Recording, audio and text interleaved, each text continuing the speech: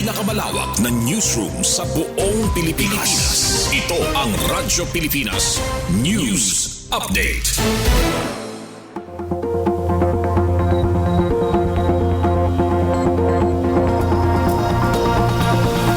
Philippine Standard Time, 3:56 p.m. Maupay nga kulo sa iyo nga tanan. Asya ini ang mga pinakabag-o nga balita yan na nga oras. Pinakabag-o nga zoning results og mga petad ngan panukala sa pagataman sa Calbayog Watershed ug Biodiversity Reserve gintutukan sa ginbuhat nga second quarter meeting san Pambi. Ngandaram summer ginpailarom sa shellfish ban tungod sa red tide. Detalye pamatian naton sa report ni Charmaine Perito Balvez. Radyo Pilipinas Report. Ginbuhat ang ikaduha nga quarter nga regular meeting sa Protected Area Management Board PAMBI para sa Calbayog Panas Hayiban Protected Landscape. Ginlaygay ang pinakabago nga zoning results, mga panukala panpanginabuhian ug mga pitad para sa mas marig-on nga pag-ataman sa primera nga watershed ug biodiversity reserve sa syudad.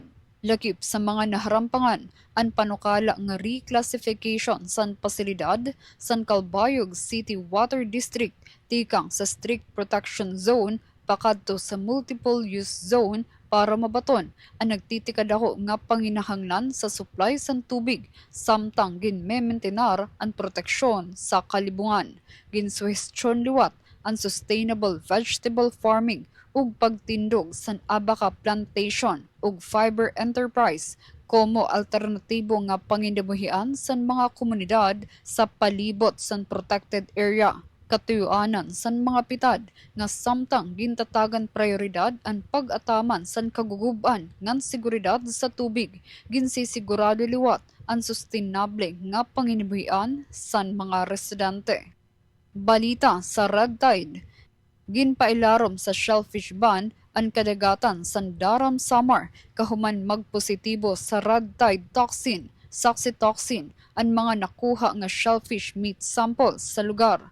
Adaliwat ilarom sa pareho nga shellfish ban ang Matarino Bay sa Eastern Samar, partikular sa General MacArthur, Kinapundan, Hernani ug Salcedo. Mahugot nga gindidiri ang pagkuha, pagkaon ug pagkolekta sa nga tanan nga klase san panteon o shellfish ug asitis species alamang nga tikang sa nasabi nga kadagatan. Samtang nagpapabilin nga luwas nga igkonsumo ang isda, nuos, pasayan ngan masag tikang sining mga kadagatan basta siguraduhon nga presko ug gintanggalan san tinai ngan hasang ug ginhugasan san tiupay gamit ang running water antis nga lutuon. Ginaabisuhan ang publiko nga magsunod sa shellfish ban para malikyan ang pagkalason durot sa red tide. Padayon naman ang monitoring sa kalidad sa tubig ug lamang dagat sa rehiyon. Para sa Bagong Pilipinas, Charmaine Perito Balvez, Radyo Pilipinas, Radyo Publiko, Calbayog. Asya adon kabagusan sa mga balita yan na nga oras. Padayon kamo pamati sa DYOG Radyo Pilipinas, Radyo Publiko Calbayog para sa mga news updates. Ini si Suzette Pratencio para sa Radyo Pilipinas, Radyo Publiko. Mula sa pinakamalawak na newsroom sa buong Pilipinas.